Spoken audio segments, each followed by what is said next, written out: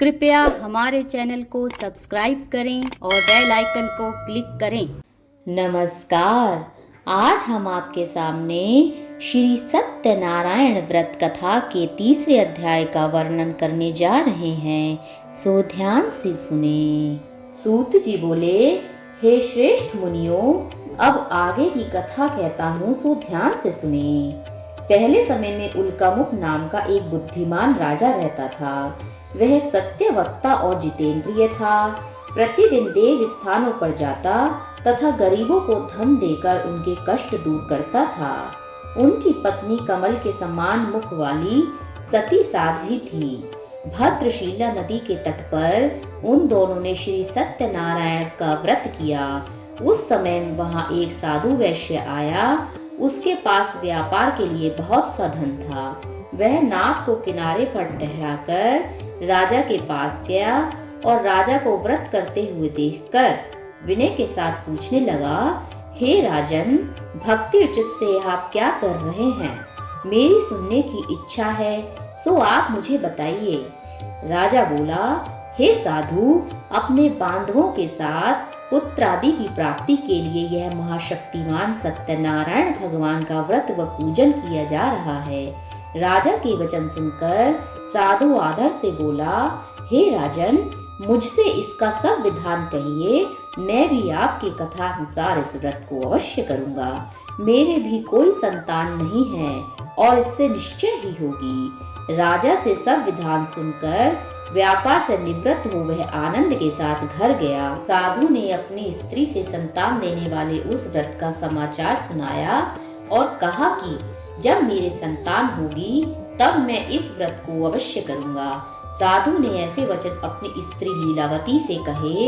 एक दिन उसकी स्त्री लीलावती पति के साथ आनंदित हो संसारिक धर्म में प्रवृत्त होकर सत्यनारायण भगवान की कृपा से गर्भवती हो गई तथा 10वें महीने में उसके एक सुंदर कन्या का जन्म हुआ। दिनों दिन वह इस तरह बढ़ने लगी जैसे शुक्ल पक्ष का चंद्रमा बढ़ता है। कन्या का नाम कलावती रखा गया। तब लीलावती ने मीठे वचनों में अपने पति से कहा कि आपने जो संकल्प किया था कि भगवान का व्रत करूंगा, अब आप उसे करिए। साधु बोला, हे प्रिय, इसके विवाह पर करूंगा। इस प्रकार अपनी पत्नी को आश्वासन देकर वह नगर को चल दिया। कलावती पितृगृह में वृद्धि को प्राप्त हुई। साधु ने जब नगर में सखियों के साथ अपनी पुत्री को देखा तो तुरंत दूत बुलाकर कहा कि पुत्री के लिए कोई सुयोग्य वर देखकर लाओ। साधु की आज्ञा पाकर दूत कंचन नगर पहुंचा और वहां बड़ी खोज कर देखभाल कर लड़की के लिए सुयोग्य वणिक पुत्र को ले आया। उस सुयोग्य लड़के को देखकर साधु ने अपने बंधु बांधवों सहित प्रसन्न चित्त अपनी पुत्री का विवाह उसके साथ कर दिया।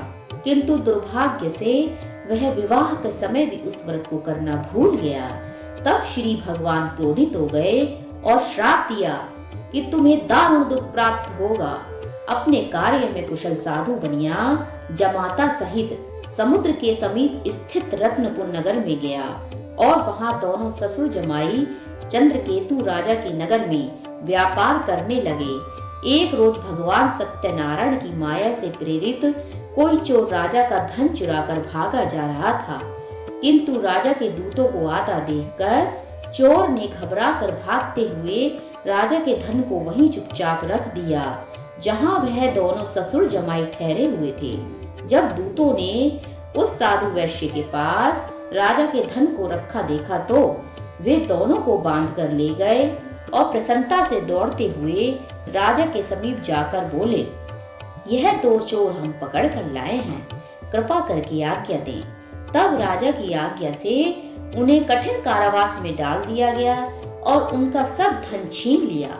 सत्यनारायण भगवान के श्राप द्वारा उनकी पत्नी भी घर पर बहुत दुखी हुई और घर पर जो भी धन रखा था चोर चुरा कर ले गए। शारीरिक व मानसिक पीड़ा तथा भूख प्यास से अति दुखित होकर अन्न की चिंता में कलावती एक ब्राह्मण के घर गई। वहां उन्होंने सत्यनारायण भगवान का व्रत होते हुए देखा।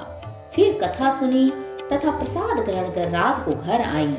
माता ने कलावती से कहा, हे पुत्री, अब तक कहाँ रही व तेरे मन में क्या है?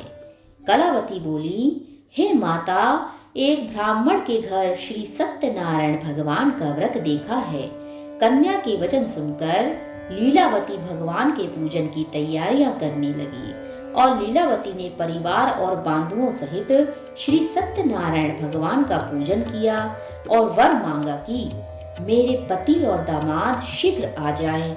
साथ ही प्रार्थना की कि हम सबका अपराध क्षमा कीजिए।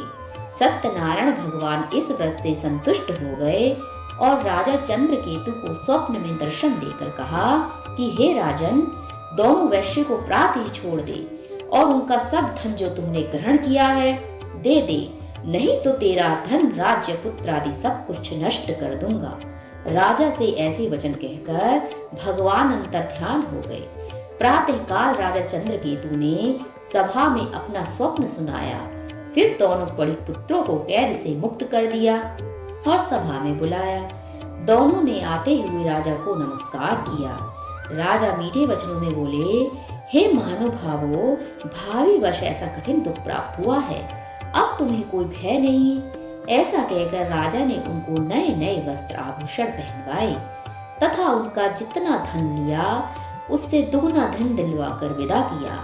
दोनों वैश्य अपने घर को चल दिए। इति श्री सत्यनारायण तृतीयोध्याय संपूर्णम। बोलो श्री लक्ष्मी नारायण भगवान की जय। अगर आपने हमारे द्वारा वर्णित कथाओं का आनंद लिया है तो हमारी कथा को लाइक और चैनल को सब्सक्राइब करना ना भूलें। धन्यवाद।